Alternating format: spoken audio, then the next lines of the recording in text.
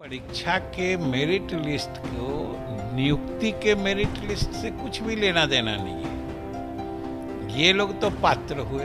STET के merit list को नियुक्ति के मेरिट लिस्ट से कुछ भी लेना देना नहीं है। और हर नियोजन इकाई अलग अलग रिक्तियां निकालेगी। उसमें लोग अपनी पसंद की जगह के मुताबिक अप्लाई करेंगे और जितने लोग एक जगह अप्लाई करेंगे वहाँ पर वो इकाई उसके हिसाब से मेरिट लिस्ट निकालेगी और उस हिसाब से नियुक्ति होगी। ये सही है कि वो नॉट इन मेरिट लिस्ट और क्वालिफाइड वाला वो एक तरह से अर्थहीन चीज थी, लेकिन उसका एक कहीं मतलब नहीं था जो नॉट इन मेरिट लिस्ट को हम अप्लाई करने का भी मौका नहीं देंगे, ऐसा तो कहीं था नहीं। बिहार एसटीईटी 2019 की परीक्षा को लेकर जो सवालिया निशान हैं वो लगातार बरकरार है। हमारे साथ बिहार के शिक्षा मंत्री विजय कुमार चौधरी मौजूद हैं।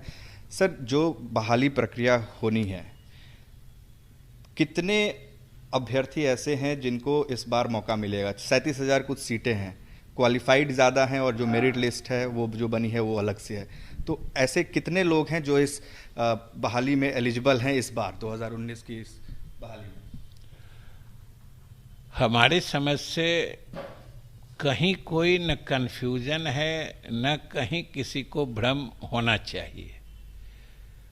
फर्क ये समझना चाहिए कि ये एलिजिबिलिटी टेस्ट है, पात्रता परीक्षा है।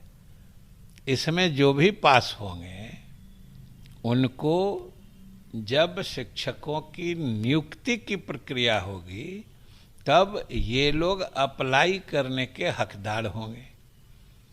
और पात्रता परीक्षा के मेरिट लिस्ट को नियुक्ति के मेरिट लिस्ट से कुछ भी लेना देना नहीं है।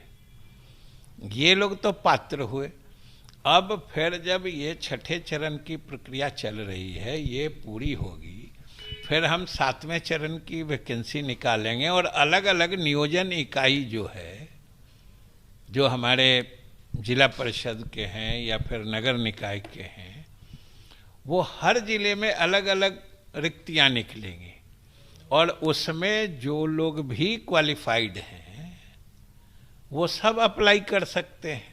सवाल यही उठ रहा है मंत्री जी कि जब नियोजन इकाइयों को ये भर्ती करनी है तो फिर जो बिहार बोर्ड है उसके मेरिट लिस्ट निकालने का क्या तात्पर्य रह गया, जबकि ये सिर्फ एलिजिबिलिटी टेस्ट थी? मेरिट लिस्ट तो कोई भी परीक्षा होती है तो मेरिट लिस्ट तो स्वाभाविक चीज है, किसको कितना अंक आया उसका लिस्ट बन जाता है और आप टेक्निकली उसको मेरिट लिस्ट कहते हैं। लेकिन उस लिस्ट से ये तो सभी अभ्यर्थी जानते हैं ना कि वो नियुक्ति का मेरिट लिस्ट नहीं था।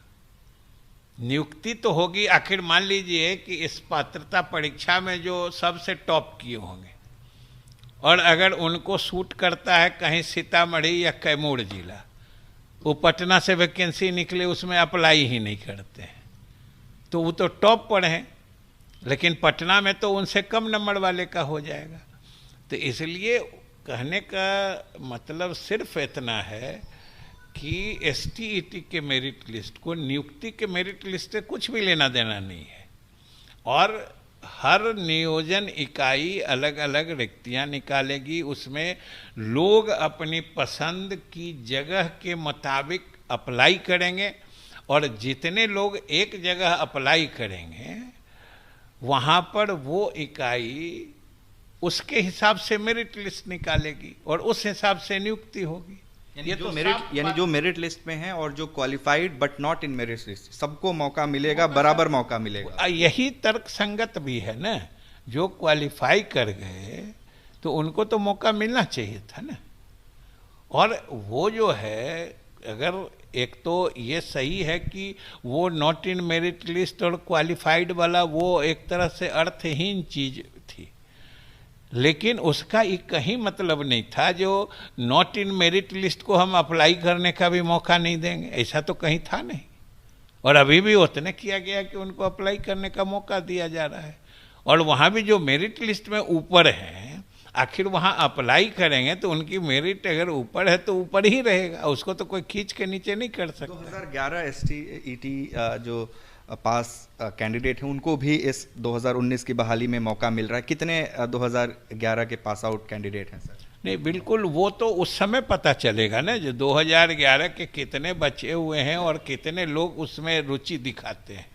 ये सब चीज़ें अब 7th चरण की जब प्रक्रिया प्रारंभ होगी, सारी चीज़ें, संख्या, कितने 11 के बचे हुए हैं, कितने इसमें से लोगों ने किस जगह रुचि दिखाई, ये सब चीज़ें बाद की है, उस समय आ जाए। मार्च 2021 में जब ये 19 का रिजल्ट आ रहा था तो आपका मुझे वो वाक्य याद है कि जितने लोग पास हुए हैं सबकी नौकरी तय है, क्योंकि जो नंबर ऑफ सीट्स थे उससे कम ही कैंडिडेट पास हुए थे। अब ये स्थिति चेंज हो गई है सर?